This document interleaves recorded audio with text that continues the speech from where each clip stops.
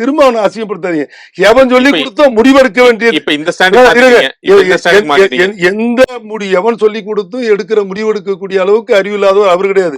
அவரு ஆற்றல் மிக்கவர். இப்ப திமுக இந்த மாதிரி ஒரு மனநிலையை கொண்டு வராங்க. இப்ப திமுக இப்ப யாருமே வந்து திருமா அவர்களையோ அல்லது அவர் சார்ந்திருக்க அவர்களுடைய இயக்கத்தையோ யாருமே வந்து கேள்வி கேட்கல.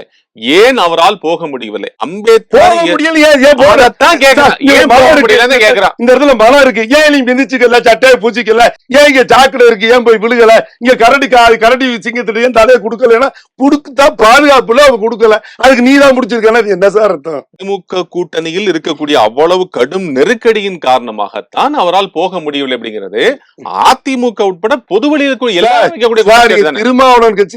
நான் கேக்குறேன், 10 துணை பொது ராஜேந்திர பாலாஜி முன்னாள் அமைச்சர் அவரே சொல்லியிருக்கிறார், மக்களே வந்து மைனஸ் ஆகுவாங்க அவரே சொல்லியிருக்காரு. ராஜேந்திர பாலாஜி கடவுள் இல்லை, அவரு ஐடிஎம் தானே. நான் சொல்றது இவரை தான் பேசணும். யார 5 5 10ன்னு சொன்னா அது அதிசயம் கிடையாது. நல்லா புரிஞ்சுங்க. திங்களுக்கு பிறகு செவ்வாய்னா எவ்வளவு திமுறா சொல்லிவிட்டான் பாடுறா. ஜனவரிக்கு பிறகு பிப்ரவரிங்கிறான், திமுரு பிடிச்சவன்.